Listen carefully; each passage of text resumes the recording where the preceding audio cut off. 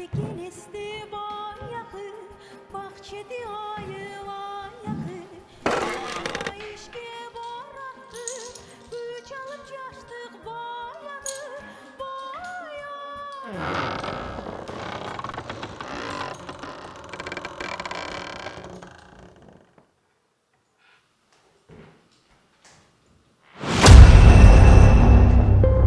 Негизи Айдайдын кичинекей кезинде токтоп жатып кеткен ада тор болчу. Мунусу деле өтүп кетет го деп көп деле маани берген эмеспиз.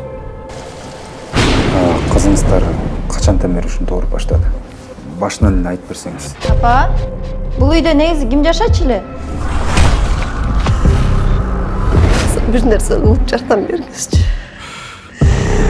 Кылар эле устуда таппай калдык. Кана жигиттер, жүргүлө баштайлы.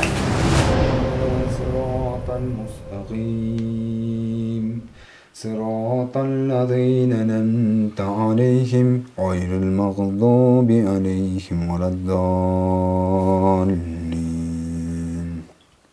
بسم الله الرحمن الرحيم. الله